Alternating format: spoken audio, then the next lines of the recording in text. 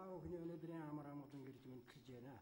Галамжтай холбооны дөрвөн бүлгэн цөмийн эсрэг голом төлөвлөгөө цөмийн аюулгүй Монгол улсын төлөө төрийн бус байгууллага нэгдсэн Монгол хөдөлгөөний удирдлагууд өнөөдрийн хэвлэлийн хурлыг хийж гурван үндсэн асуудлаар мэдээлэл хийнэ.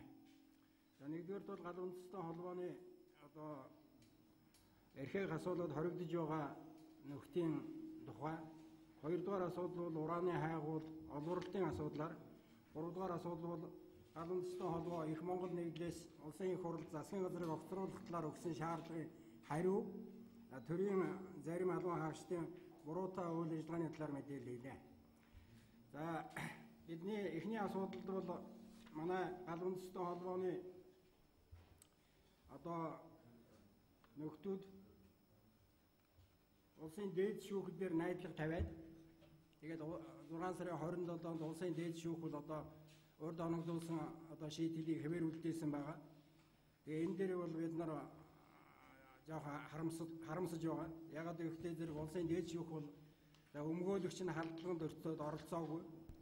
Үндсэн хуулийн дагуу шүүх хурлд өөрөө оролцох, өөрийгөө өмгөөлөх хүсэлтийг хүлээн аваагүй. Тэгээд нээлттэй атлаа бол биднийг оролцуулаагүй хэлцэж анхан шатны шүүхийн шийдвэр нийслэлийн шүүхийн магадлал бол хууль зөв хэрэгжилсэн гэж шийдвэрлсэн харамсаж байгаа юм аа. Тэгээд энэ хэрэг дээр бол бид нар галамжтай холбооны төлөөлөл арга гэрийнхэн өмгөөлөгч нар бол ерөөсөө хуулийг бол энэ хохирогчгүй хэрэг. За хууль дөсөөтэй хэрэглэхийг хоригддаг заалт, эргэлзээтэй байдалд шүүгдэгчд ашигтай шийдэх заалт, нийтийн эрх ашигын төлөө байгаль хамгаалах үйлс олон улсын зөвшөөрсөн гэрээ конвенцийг Монгол улсын хуулийн дагуу мөрдөх заалтыг авч үзэлгүй, энэрэнгүй хүнлэг, нэгүүлсэнгүй, зөвхөн нотлогоотой үнэн тулгаруулах, шудраг ёсны зарчмаа алдсан, зандалчлах зүйл анги руу заавал оруулаж шийдэх бодлого баримтсан л харамсаж байгаа. За хүмүүсүүдийн биеийн байдал өнөөдрийн байдлаар бол маш хүнд байгаа. Тийм учраас энэ талаар бол нэмэлт тайлбарыг манай хүмүүсүүд хийх юм аа. За энэс гадна энэ дээр бол зориуд нэг мэдээллийг хэвлийнхэнд мэдгэх зүйтэй энэ Германы элчин сайдын яамд Германы иргэд байгууллагаас хандаж манай энэ хүмүүсүүдийн талаар бичсэн захидал байна, ил захидал. Тэгээ энэ ил захидал дээр бол та нар энийг танилцаад тэгээд энэ цааш нь бол тайлбарлах байх. Энэ дээр бидний тавьдаг юмыг бүр тэр хүмүүсүүд биднаас илүү бичсэн байна. Бүх тайлбартайгаар. За хоёрдугаар асуудлын талаар бол урааны хайгуул олборлолтын талаар бид нар өнөөдөр зориуд ярьж байгаа асуудал бол Японы Хиросима хотод Америкийн нэгдсэн улс 1945 онд атомын бөмбөг хаяж цөмийн зэвсэг хэрэглэсний 69 жилийн өдрийг тохиолдуулан зориуд энэ асуудлыг хөндөж байна. Энэ аюулыг бол хүн төрөлхтөн мартах учиргүй. Ялангуяа Монгол оронд засаг төр энэ засаг эцэгт малдмалын хайгуул олборлолтыг дэмжиж Францын Араве групптэй хамтарсан компани байгуулж хувь эзэмшиж уран олборлох олон улсын гэрээ байгуулж засгийн газрын цөмийн энергийн нэртэй агентлаг нь бол цөмийн аюул засаргийг бол аюулгүйг сурталчилж засаг эцэг байдлын хамгаалалт аюулгүй байдал хангах хяналт тавих үүргээ огт хэрэгжүүлэхгүй Монгол улсад Монгол улсад онцгой анхаарах ёстойг атомын цахилгаан станц ашигтай цөмийн хаягдал булшлах хэрэгтэй гэсэн бодлого баримталж байгаа учраас сануулж энэ асуудлыг зориуд хэвлэлээр та бүхнээр дамжуулан мэдээлж байна. 7 сарын сүүлээр 22-нд бол 6 жилийн хугацаатай олгогдсон засаг эцэг байдлын зарим лиценз бол зуслагдсан байгаа. Хугацаа дууссан. За энэ хугацааг сунгуулахгүй тухайн газар нутгийн орон нутгийн хамгаалалтанд авах ганц боломж энэ хуулинд нь байгаа.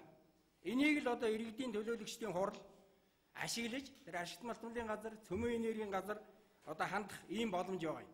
Энийг сануулж манай зарим төлөөлөл хэвлэлийн хурал хийсэн байгаа. За орон нутагт очиж аймаг юуны засаг дарга нарт бол зориуд мэдгдсэн. Гэтэл бол зарим газар бол хайгуул үргэлжилж байна. Жишээлбэл Сүхбаатар аймгийн Онгон суманд 3 газар бүр шөнө ажиллаж байгаа нь бол тогтооглоо. Бид сая орон нутгаар яваад ирсэн. За ашиглалтын лиценз олгох гэж байна. За Areva компани бол сая мэдээлэл гаргасан урж өдөр. Энэ одоо цөөн хүмүүсүүд гүтгэлийг явуулж яах гэж. Тэгэхээр Areva-г бол бид нар гүтгэж байгаа юм ерөөсөө байхгүй.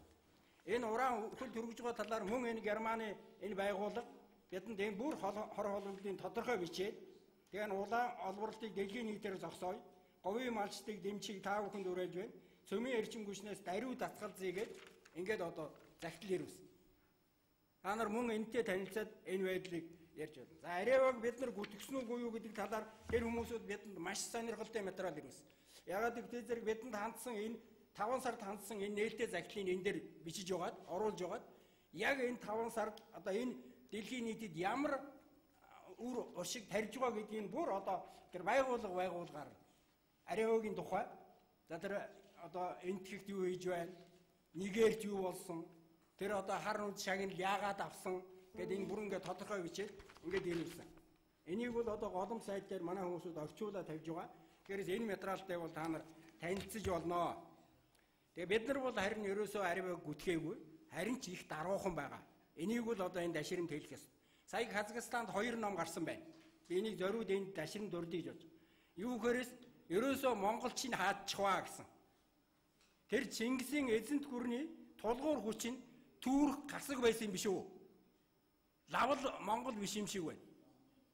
Тэр ер нь хэрвээ Монгол байсан бол одоо л алга. Энэ бидний их даруухан байгааг л тэр хүмүүсүүд хэлээд байх шиг байна. Би бол тэгж л ойлгож байна. Тэгээ гадны компаниас илүүтэйгээр иргэдийнхэн ярих шиг боддоггүй. Ийм хүмүүсүүд бол олон байна. Жишээлбэл одоо сая та нар хэвлэлээр сонссон баг тэр Сүхбаатар аймгийн засаг дарга одоо манай зарим төлөөлөлд бол ямар одоо бүдүүлэг хандав. Юу гэж авирлж гэнэ үү? Тэр хүмүүсүүд одоо тэр Дорноговын засаг дарга Ган хоёрыг Сүхбаатар аймгийн засаг дарга тэр Батсуур нарвал хөрөнгө чинээгээрээ тэргүүлсэн гэлээ. Энэ тэр саяын одоо авилгатай тэмцэд газар өгсөн мэдээллээр аймгийн засаг дарга хийгээд тэр өмтөн болчт юм байна. Тэгээд нэгч биш бүр олон тэр өмтөн. Тэгээд одоо их ааш авир нь өөрчлөгддөг юм байна. Тэгээ энэ жухам юунаас болж ийнэ гэдгийг одоо бид хангах ёстой. Ягаад гэхээрээс төрийн алба хийж ийн гэж байна. Төрийн алба бол аюулгүй байдал хангадаг. Иргэдээ үйлчилдэг, хууль хэрэгжүүлдэг. Энийг л төрийн алба гэж байгаа. Гэтэл энэ хүмүүсүүд энэ тухай юу хийж байгаа юм? Би бол энэ хүмүүсүүдийг харийнханд үйлчлээ. Албан тушаалынхаа эрх ашигаас урваад, авилгал аваад тэгээд одоо амьдралаа залгуулж байгаа юм уу гэж би ойлгоод байгаа. Ягаад гэхээрээс ард талд нь ард түмний гомдол, тэр зовнил, газар нутгийн сүрэл ностой байна. Сүхбаатар аймагт ганц жишээ хэлье. Газар олгодгүй. Мөнгөөр зардаг ш. Иргэдэд олгох ёстой байсан газрыг тэр хүмүүсүүд мөнгөөр зардаг байхгүй. Тэгээд тэрийг одоо менежер хийж өгнө гэж яриад байгаа юм уу? Асуудлыг бол энэ хүмүүстэй ностой тавина. За 3 дугаар асуудал бол бид нар энэ их Монгол нэгдлээс одоо энэ Монгол улсын их хурлын даргад 7 сарын 1-нд засгийн газрыг огцруулах шаардлага тавьсан. Бид ийм олон төрийн бус байгууллага одоо төлөөлт гал үндэстэн холбоо их Монгол нэгдлээс үл тавьсан. За энд одоо 8000 үндсэн шаардлагуудыг тавиад яасан. За бидэнд бол Манган орооны дарга Бакегийн нэртэй хариу ирсэн. Энэ шаардлагын хариу бол одоо яг энэ бидний тавьсан асуултыг бол бүрэн хариулаагүй. Орнор төдий хурц хүнд атуудлаас болцсон оновчтой бас хариу байна гэж дүгнж байгаа. Гэхдээ энэ бол баримт. Би энийг л зориуд тавилыг нь хэлэх гэсэн. Энэ бол баримт. Алдаатай бодлогын үзүүлэлт, нотлогоо. Би та нарт зүгээр урдийн нэг жишээ татъя. Монгол улсын аюулгүй байдлын төлөө зүтгэх төрийн бус байгууллага 2011 онд мөн энэ оюу толгойн асуудлаар буруу бодлого баримталж яана гэд төрийн удирдлагуудад хадгалсан. Надад энэ зоригтын өгч байсан хариу байна. Зоригт нөхөрийн өгч байсан. Эрчим хүчний сайд зоригт хэрэгжүүлэх газрын дарга Хүрлбаатараа дамжуулаад одоо өгч байсан хариу нь байна. Энэ дээр оюу толгой Монгол улс гайхамшигт өр ашиг өгнө гэж бичсэн. Бүр сангийн яамны тооцоог үзүүлсэн. Ерөөсө хамгийн доод нь 59% ашиг авна, бүр доод нь 53% ашиг авна. Тэгээ энэ үзүүлэлтүүд маш дээшл нь 10 онд одоо баялуутын анш 12.9%-аар чангарсан. Цаашдаа энэ нэмэгдэнэ гэж. Өнөөдөр 14 онд баялуутын анш 30%-аар суларчаад байж байгаа. оюу толгоогоос бидэнд нэгч төгрөгийн ашиг орж ирээгүй. Энэ бол баримт. Энэ ингэж донгосч байсан хүмүүсд өнөөдөр өөрснөө байхгүй. Зүхтаад гарцсан. Хариуцлагаас зүхтцсан. Зүхтцсан. Тийм учраас бол би энэ бичиг баримтуудад төрийн албанд алав хааж байгаа хүмүүсүүд бол ер нь хариуцлагатай хандахыг шаардж байгаа. Тэрнээс гадна өнөөдрийн хэвлэлийн хурал дээр нэг ностой үйлдийг бол зариуд одоо онцолж хэлэх ёстой. Энэ бол 7 сарын 31-нд ерөнхий сайд, хууль зүйн сайд нарын хийсэн үйлдэл. Энэ хүмүүсүүд тэр Төв аймгийн 20 ангид очиж гэмт тэрэг үйлдсэн хүнтэй зөвшөөрлгүйгээр уулзаж гэмт тэрэг үйлдсэн. Энэ маш олон одоо хуулийн заалтууд зөрчсөн байна. Энэ бол хам хэрэгтэн гэдгээ нотолж байгаа хэрэг. Хам хэрэгтэн гэдгээ нотолж байгаа. Хоёрдугаарт бол харин нөгөө улсын их хурлын гишүүнийг эргүүлэн дадах ганц болцлыг хангачлаа. Өөрсөндөө зориулаад хууль баталцдаг. Яг үйлдэл дээрээ баригдвал одоо татчуулна гэсэн залгав ш. Тэгэхээр энэ хүмүүсүүд яг үйлдэл дээрээ баригдчихлаа. Ийм учраас өнөөдөр би одоо төрийн бус байгууллагуудын нэрийн өмнөөс ардчилсан нам үндсэн хуулийн бусаар аргаар их хурлын гишүүн сонгогдсон. Их хурлын гишүүн нөхөр Алтан хоёг Тэмүүжин нарыг бол их хурлын гишүүнээс нь эргүүлэн татахыг шаардж байна. Энэ одоо яг энэ заалтын дагуу. За тэрнээс гадна би энэ дээр өшөөнийг юм нэмж хэлмээр байна. Ер нь манай энэ төрийн удирдлагад байгаа хүмүүсүүдийг бол одоо сэтгүүн хувьд эрүүл эсхийг шалгах шаардлагатай гэж үзэж байна. Бүр Монголын үндэсний эмч нарын багаар бидэнд сүүлийн үеийн энэ одоо болж байгаа явдлууд бол их сэжиг төрүүлээд байна. Энэ хүмүүсүүд гадаадад их аялдаг. Та нар мэдж байгаа ганцхан грамм ангитинзон гэдэг даавар 10 сая хүний цусны дардлыг өөрчилж чаддгийг. Гэхдээ яаж мэдгүй хоолнд нь чолиод байгаа юм уу, юунд нь чолиод байгаа юм, эрүүл байсан байж болно одоо өөрчлөгч. Манай эрүүл байсан хүмүүсүүд өнөөдөр одоо амьдрахгүй гэсэн онцтой байж шít. 461 дээр эрүүл ямар ч өвчнгүйгээ гарсан хүн одоо 2 сарын дараа одоо сэлэнгийн юунаас ирээд өнөөдөр халдвартад апресс хийлгээд 65%-ийнхаа элгийг авахулчаад энэ хүн эрүүлчихгүй. Тэгээ өнөөдөр магадлангаар чөлөөл нэг яриа сууж шít. Тэгээ энэ байдалтай харьцуулаад үзье л дээ. Тэгэхээр ийм нөлөө байж болдгийм байна. Тэгэхээр энэ ер нь бол энийг ялангуяа тэр цөмийн энергийн газрын Дэгшөөер гэдэг нөхөр Нью Мексик гэсэн Америкийн мужид ураны хор холбооны талаар явж газар дээр нь судалсан хүн. Гэхдээ тэгээ ирээд хорхоо гэж яриад байх юм. Тэр лав нэг согог байна. Тэр цөмийн энергийн газрын лабораторийн эрхлэгч Орлох гэдэг хүн одоо шинжлэх ухааны академийн физикийн хүрээлэний дарга болчихсон байж байгаа. Тэр хүн одоо малын эмнэлгийн үржлийн газрын гаргасан түгшүүрт мэдээгээд одоо 13 оны 3 сарын 1-нд цацргийн болоод ужиг хордлолтой хордлогоор энэ мал өглөө гэдэг ингээд тогтооцсон зарласан дүгнэлтийг өөрчилсөн хүн байгаа ш. Олон улсын цөмийн энерги агентлагт ажилласан туршлагатай ийм одоо мэрэгжлийн хүн. Тэгсэн хатлаа тэр Норсрынгийн өхрий чинь цөмийн энергийн салбарт ажилладаг гэж тодорхойлсон ш. Тэр дүгнэлт нь яг тэр их харьцуулсан байгаа ш. Тэр Норсрынгийн өхөр цөмийн энергийн салбарт ажиллах хэмжээтэй харьцуулж болохгүй ш. Тэгээ зөвхөн гадаа шалгаргаар нь тодорхойлоод тэгээ өнөөдөр ийм яриа сууж байгаа хүмүүсүүдийг гээд эрүүл гэж үзэхэд бэрх бай. Эсвэл албан тушаа мөнгө эрх мэдэл тийм үнэтэй юм уу? Би сая Шилийн богд дээр очиод гараад ирлээ. Миний нутгийн хайрхан уул. Энэ дээр газар тэнгэр хоёр нийлдэг юм. Нарны эрч хүчийг авдаг юм. Тэр үүлэн газарт бууж ирж тэр бид нар үүлэн дээгүүр алхдаг юм. Ингээрээ Монголын гайхан шиг байхгүй юу? Тэгэд бид Шилийн богдоо нэг албан тушаал эрх мэдэл мөнгнөөс өгөх юм уу? Би энэнд харамсаж байгаа. Тийм учраас энэ хүмүүсүүд бол энэ хийж байгаа үйлдэлээс ичээсээ та нараас төрийн университетд алав хаагаад хийж байгаа хийж байгаа үйлдэл болгон чинь эргээд хариуцлага нь хэдин шүү. Энэ зоригтын адилаар гэдгийг сануулж хэлэх гэсэн юм. За баярлалаа. Тэгээ манай хүмүүсүүд энэ асуудлаар үргэлжлүүл ярих. Гал үндэстэн холбооны удирдах зөвлөлийн гишүүн. Үндсэндээ өнөөдөр ял хэдлээд байж байгаа манай 5 хүмүүс мөн түүнийтэй хамтарч ажиллаж байсан бид нэр мөн иргэний нийгмийн байгууллагууд мөн иргэд манай хүмүүсийг хэлмэгцэн гэдэг. Одоо цаг хугацааны байдлаар хэлмэгдүүлж байгаа нь тодорхой харагдаж байна. 461 дугаар анги дээр байхдаа үзлэг хийлгээд 20 анги руу шилжсэн манай дасчирэнг бол 461 дугаар ангийн эмнэлэг болон төв эмнэлэг нь энэ хүн эрүүл байна. Хорход биеэрээ ял идэх боломжтой хүн байна гэж үзээд шүүхэд хорх анги руу шилжүүлсэн. Гэтэл хорх анги руу шилжээд сар гарны дараа манай хүн илгэндээ хорт хавдартай гэсэн онцтойгоор өнөөдөр хавдрын эмнэлэг хэвтээд 7 хоногийн өмнө операц хийлгээд илгэнийхээ 65%-ийг авахуулаад өчигдрөөс нэг ухаан ороод авгаа хүүхдэд танихаар хэмжээнд боллоо гэсэн ийм мэдээлэл байна.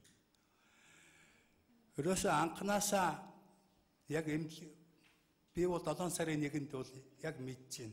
Цагдаагийн албан тушаалтангуудыг прокурорын нэрдэх мөрдөн байцаах албан дээр барьж аваад Бацах хурандаг цагдам хорино гэхэд прокурорын нэрдэх мөрдөн байцаах албан руу нэг ч хүнийг оруулахгүй, нэг ч хүнийг гаргахгүй байжгаад Амарвол генерал энэ хүн чихрийн шижинтэй эмнэлгийн хяналтанд байдгиймаа гэсэн бичиг авчираад Бацах хурандаа гаргаж ийсэн.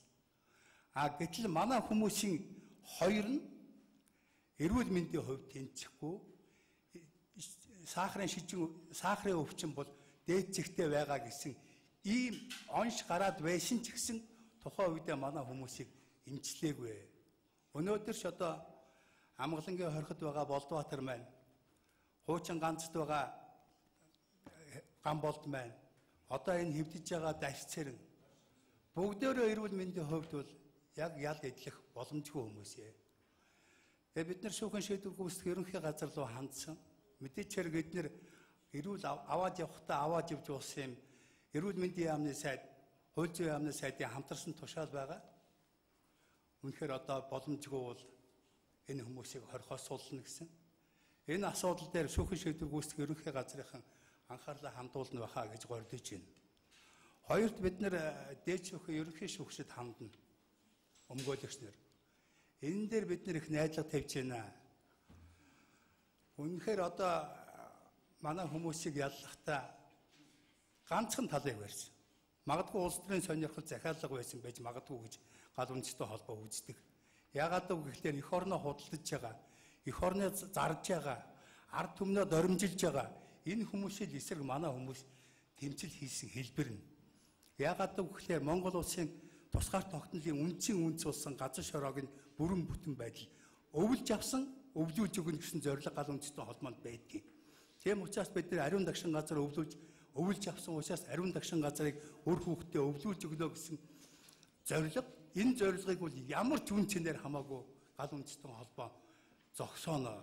Хэрвжээл энэ үйлдэл эсрэг чиглэх юм бол мэдээж хэрэг манай хүмүүсийг хэрвжээ буун дуурсан бол, хэрвжээ бөмбөг тесэрсэн бол, хэрвжээ гэсэн ийм ирээдүгээр ялцчихсан байхгүй. Магадгүй одоо та нарыг чи маргааш хүн ална, чи нөгөөдөр хүн ална, чи тэгнэ гээд та нарыг ялцгаж гайхгүй. Ийм бусармаг төр, ийм бусармаг хүмүүс энэ дээр бидний дээдэл дарга гэж нэртэйгээр суудсан байна. Хэрвээ үнэхээр дараачийн алхмаар гал үндэстэн холбооны хүмүүсийг эрүүл мэндэд ноцтойгоор байдал үүсэх юм бол бид санаасгыг гартаа авах гэж оролдоно. Бид хүмүүсээ тэгж нэг нэгээр нь шоронд хэн дуртай хүмүүний золиос болгож өхүүлээ дээмгүй байна. Их орончдыг. Тэгэхээр сэтгүүлчдэд Бэмонхойртой бас бид нар захидлаарсан. Бид очиулсан. Иргэний нийгмийн байгууллагч баярын өмнө очиулсан. Дахиад сэтгүүлчдэд та нарт маш их баярлж байгаа шүү. Үнэн зөвийг олоход та нарын тусламж бидэнд маш их хэрэгтэй байна. Одоо бүр их хэрэгтэй болцлоо. Тийм учраас үнэн зөв дээр зогсоороо сэтгүүлчтэй залуучуудаа гэсэн үгийг дайж бидээр явуулсан шүү. Та ингээд сэтгүүлчтэй баярлалаа.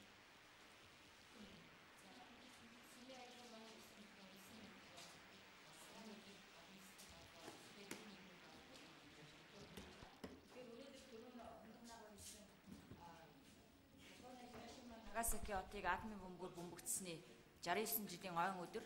Энэ өдөр Монгол улсад Монгол улсын төрөөс цацраг идэвхтэй ашигт малтмалыг ашиглах талаар баримталж байгаа энэ бодлого Монгол улсын 3 хууль, бодлогын 2 баримт бичиг, мөн Монгол улсын нэвдэн орсон олон улсын 3 грек хэлцээр конвенцийг зөрчиж байна. Энэ ямар байдлаар зөрчиж гэнэ вөхөр Монгол улсын 3 хуулийн одоо 14 заал төрөөс баримтлах бодлогын баримтчгийн 21 зүйл заал мөн одоо олон улсын 3 гэрээ конвенцийг энэ одоо бодлого зөрчиж байгаа учраас бид өнөөдөр энийг эсэргүүцэж байна. Мөн одоо Цөмийн энергийн газраас 2014 оны 7 сарын 28-ны өдрийн гаргасан мэдээлэлээр өнөөгийн байдлаар Монгол улсад 13 аж ахуйн нэгж одоо нийтдээ 58 цацрагдагт ашиглан малтмын тусгай зөвшөөрөл эзэмшиж байна. Энэ нь одоо 18 аймгийн нутаг дэвсгэрийг хамгаалж байгаа. Тэгэхээр цацрагдагт ашиглан малтмад бол стратегийн ач холбогдол бүхий ашиглан малтмад байгаа. Тэгэхээр Монгол улс шиг стратегийн ач холбогдол бүхий ашиглан малтмадаа гадны 100% хөрөнгө оруулалтаа энэ олон компаниудад өгчихсэн ийм дампуурсан улс орн дэлхийн нийтэд байхгүй байна. Тэгэхээр Монгол улсын засгийн газрын дампуурсны нэг шалтгаан бол энэ стратегийн ач холбогдол бүхий ашиглан малтмадынхаа одоо 13 энэ аж ахуйн нэгжийн одоо ихэнх нь 100% гадны хөрөнгө оруулалтаа ийм компаниудад өгсөн байгаа байдал харуулж байгаа. Тэгэхээр энэ хүн төрөлхтөнд хар мөрөө үлдээсэн энэ өдөр одоо атомын бомбгийн түүхийн хэд болдог урааныг олборлох гэж байгаа энэ төрлийн бодлого ингэж ирч хүчтэй явагдаж байгаа энэ өдөр Цөмийн аюулгүй Монгол улсын төлөө үндэсний хөдөлгөөн төрийн энэ бодлогыг эсэргүүцэж энэ бодлогоо одоо татаж авах Цөмийн энергийн хуулийн тодорхой заалтуудыг одоо хүчингүй болох төдөлзүүлэх цаашлаа Цөмийн энергийн газрыг татан болгох энэ шаардлага өнөөдөр ч дахин тавьж байна. Урд нь ч бид нэр олон удаа энэ асуудлыг тавьсан. Цацрын идэвхтэй ашиглан малтмадыг ашиглахдаа Цөмийн энергийг ашиглахдаа Монголын ард түмнийг санал асуулга явуулах ёстой. Энэ асуудлыг бид нэр олон удаа тавьж байгаа боловч өнөөдөр болтол ард түмнийхээ өвдөө хоолойг сонсохгүй байгаа. Энэ өдөр одоо та бүхнээр дамжуулж бас дахин энэ тавьсан асуултаа одоо сануулж байна. За түрүүчийн хүмүүсийн ярьсан дээр бас нэг зүйлийг нэмээд хэлэхэд манай гал үндэстэн холбооны одоо ял эдлэж шоронд хоригдож байгаа хүмүүсийн талаар энэ ил захидлыг ирүүлсэн Германы байгаль хамгаалагч иргэд өмгөөлөгчтэй нь бас уулзсан юм байна лээ. Тэгэхээр өмгөөлөгчтэй нь уулзаад өмгөөлөгчийн яриаг сонсоод одоо жигтэйхэн гайхаад байна гэж. Юу гэж гайхаж байна вэ гэхтэй зэрэг гүн чинь ямар ч хохирогчгүй, ямар ч нэхэмжлэгчгүй. Тэгээд ийм одоо гэмт хэрэг гэж байдгүй ш тэгээд. Тэг ийм хэрэгт одоо хүнийг одоо яллаа шийтгээд байдаг. Энэ ганцхан зүгээр хятадд одоо ийм явдал болоод байдгийг. Тэг танаач нь одоо танах хууль чинь одоо хятадтай хууль биш үсттэйгээд гайхаад байна гэж. Бид өнөөдөр ингэтлэн одоо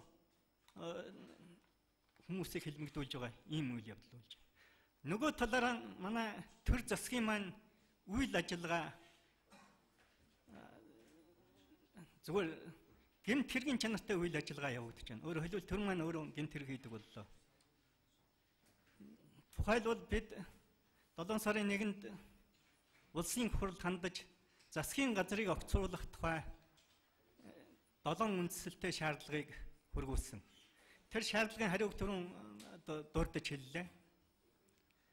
Улсын хурл юу хийхээ мэдэхгүй байна үндсэндээ. Тэгтэл улсын хурлын ажлаа хийж ядаж яхад засгийн газрын ерөнхий сайд нь хууль зүйн сайдтайгаа нийлээд гэмт хэрэгжүүлээд явж байна шүү дээ. 8 сарын 1-нд авилгатай тэмцэх газраас гаргасан мэдээллийг та бүхэн бүгдээрээ мэдэж байгаа. Эрүүгийн энэ тэр мэдээлэлд ерөнхий сайд, хууль зүйн сайд хоёр нь эрүүгийн хуулийн тусгай ангийн 245 дугаар зүйлийн 245-ын 2 заасан гэмт хэрэг үйлдэлээ гэж юу яаж зааж хэлж байгаа. Та бүхэн санаж байгаа улсын хурлын гишүүн асан шинэ хоёрыг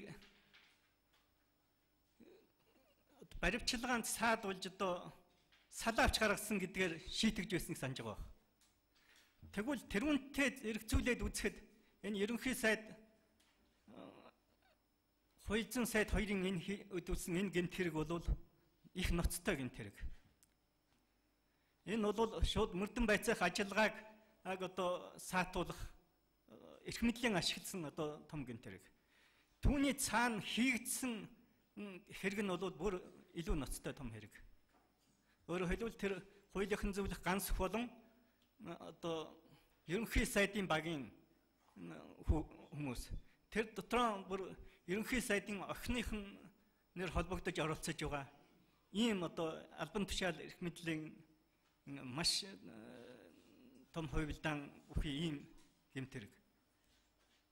Энд чинь 27,500 төгрөгөөр нэг тооны авсан тэр их нүүрсийг 3 дахин нугалж өгчөөд.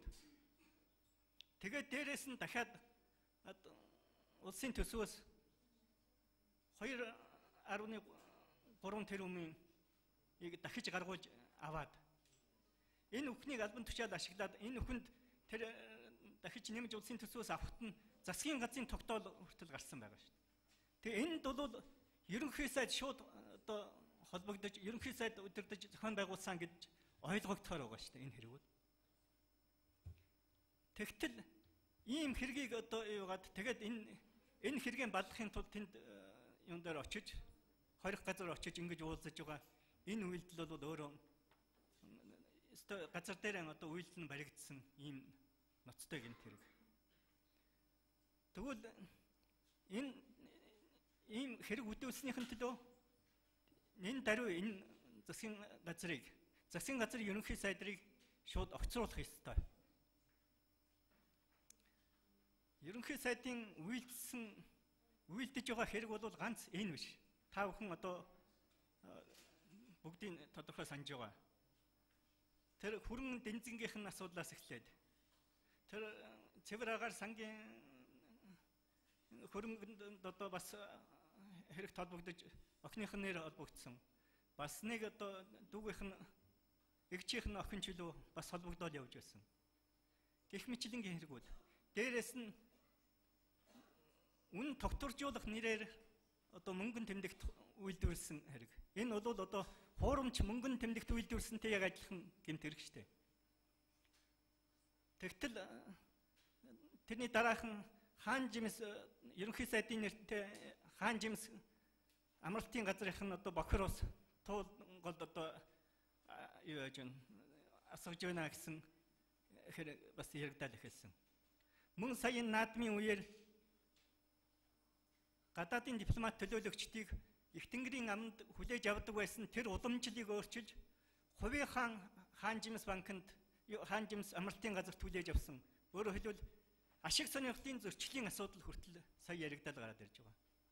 Тэгтэл араас нь одоо ийм хэрэгүүд ийгдэж байна. Өөрөөр хэлбэл манай улсын хурал ажиллаан хийхгүй байгаагаас болоод энэ хүнийг одоо ингэж их даврааж энэ хүнийг одоо зацалшгүй гэмт хэрэгтэн болгож ийм муухай хэрэгт түлхэж байна шүү дээ. Тийм учраас нэн даруй одоо энэ засгийн газрыг огцруулах шаардлагыг бид дахин тавьж байна. Энийг ойрын үед албажуулж одоо улсын хурлд хүргэнэ. Түүнээс гадна засгийн газрыг огцруулах төдий биш. Улсын хурлын гишүүнээс нь энэ ерөнхий сайд болон хууль зүйн сайд хоёрыг бол төтгөлзөөлөх ёстой. Улсын хурлын тухай хуулийн 6-гийн 9-р зүйл 6-гийн 9-ийг зааснаар энэ хүмүүсийг одоо прокурор ч гэсэн юу байх вэ? Саналаа оруулахгүй улсын ерөнхий прокурор саналаа оруулах байх л да. Энэ хийсэн өдөөсөн хэрэгийнх нь тэр холбогдуулж.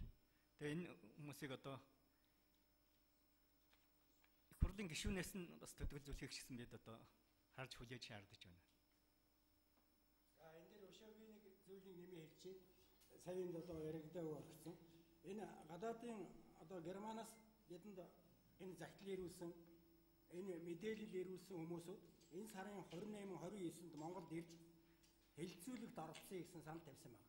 Тийм учраас телевизүүд бол тэр хэлэлцүүлийн цаг гаргаж энэ гадаадын хүмүүстэй хэлэлцүүлэг хийх сонирхолтой хүмүүсүүд байвал мэдгэхийг хүсэж байна. Тэрнээс гадна энд ард нэг хоёр зураг яасан та нар анхаараарай. Энэ Оросын холбооны улсын цөмийн байгууламж Хятадын цөмийн төхөөрөмжүүдийн тухай энэ зураг тавьсан байж байгаа. Энэ зураг явуулахаар ягаад гэвэл дэгш хоёр ингэж яриад байгаа шүү дээ. Юу гэхээрс хоёр тавд чинь ураа олборлоод байхад бид олборлохгүй байж болохгүй гэж. Энд хараад үз Монголд ойрхон одоо урааны уурхай цөмийн байхгүй. бидэнд нөлөөлөх. Тэр ирээний гол хүртэл ганц урааны уурхай байна. Одоо тэр дээр. Тэр наашаанаас